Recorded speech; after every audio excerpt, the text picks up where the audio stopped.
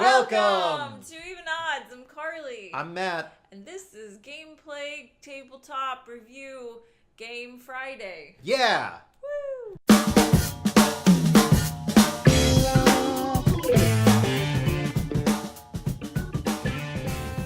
Yeah. So today, we're reviewing Catch the Moon.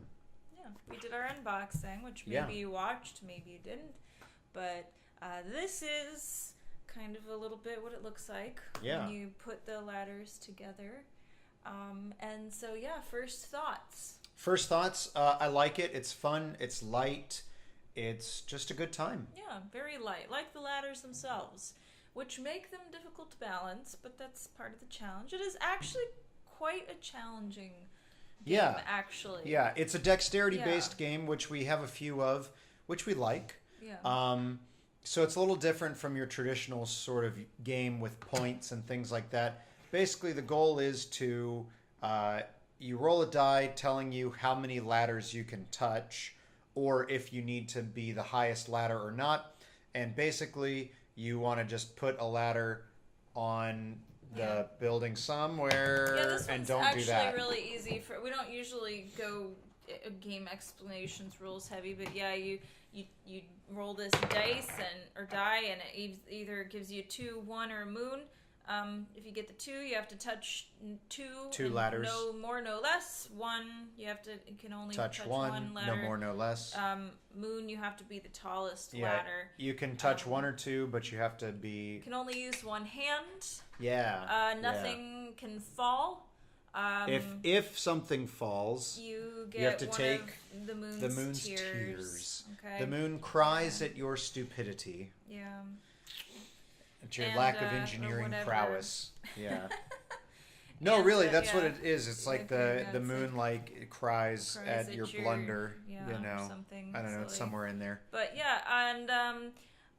so it's we've been a little bit loose with the rules of the knocking things down, or as soon as you let go your turn is over, because it's very difficult actually with as light as these are and the way they move.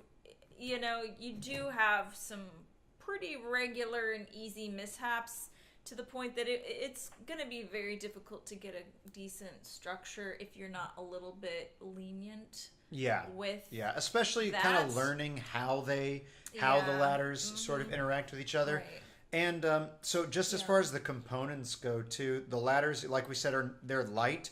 They're made out of what I assume is MDF. Okay. Which is like a fiber board. And they do well, stacking against each other and gripping each other, but they are pretty light, so it can be kind of deceptive. And you can see they're in sort of wacky shapes. They're not just like straight ladders. Mm-hmm. So it can be challenging sometimes to find the right fit for getting things together. Yeah. But that's part of the fun. Yeah. It does say on the box that it's ages 6 and up. I don't agree with that. I think this is more of like an adult... Well, actually, I thought what you said was great. It's like a reverse Jenga. Yeah. Almost. Yeah. But I think it's also an adult version of like a Jenga, in the sense of not for a mature theme or anything, but more of like an artistically mature theme. Like I feel like this is a nice like adult game that looks pretty, and I think the theme and the art of it and the difficulty of placing the ladders does make this more like a great beginning of a get-together with some adults for a dinner party type of game, whether it be a board game night or even just a dinner party get-together. You put this out on the table, just you're gonna have a fun time.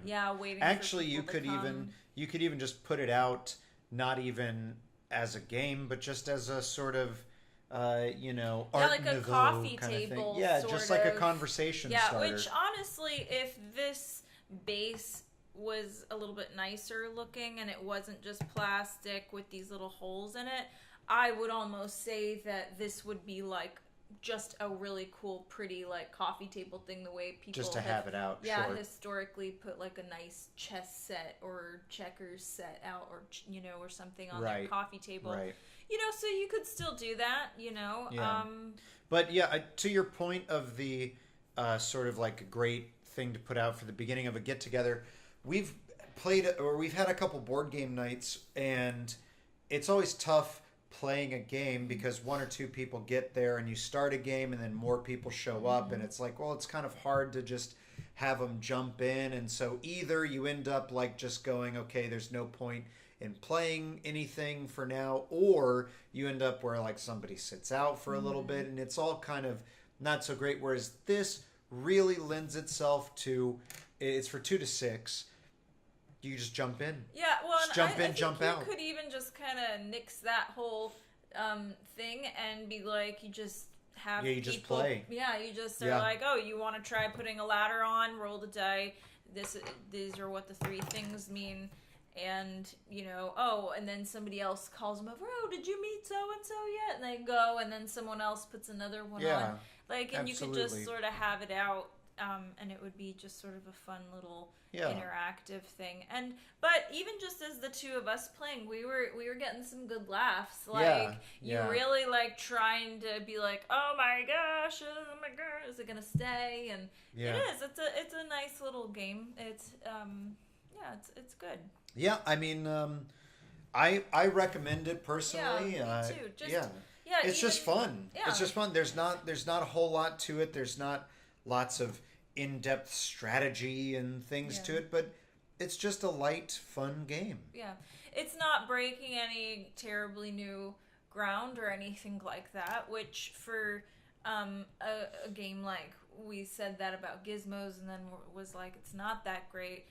This, who cares? You know, the theme is strong enough. Yeah, you know, and I it's agree. not, and it doesn't take a lot of setup, and you just kind of open well, it up. because it has that sort of impressionist is the wrong word for the art style of it, with the box and everything, but it just has that sort of airy, abstract, just sort of artsy look to it all, and so. Same thing. You have the cloud, and you have the ladders, and it just all kind of, it just works. Yeah, it's like It's a good game to have in a collection, or just for, you know.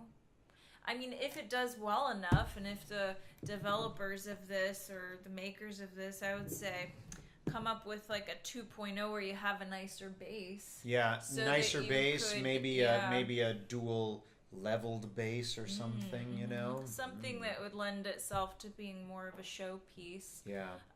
Because the ladders themselves look cool. Ladders themselves look nice, as far as that goes. So definitely pick up Catch the Moon. Yeah, pick up Catch the Moon. Have a nice time with it. So that's it. I mean, I don't really have much else to say about it. Yeah, it's just a fun game. It explains itself. Yeah. You know, reverse Jenga. Yeah. So there you go, guys. If you liked our review, if you like Catch the Moon, give us a like. Let us know in the comments if you've played it, if you've liked it.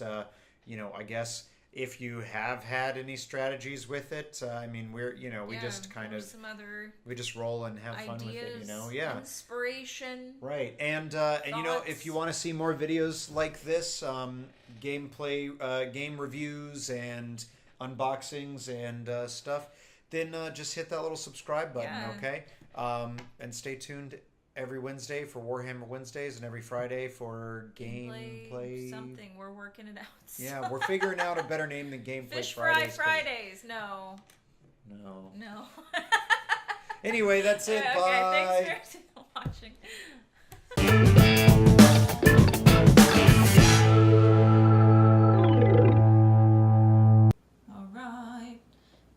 Testing, 1, 2, 3.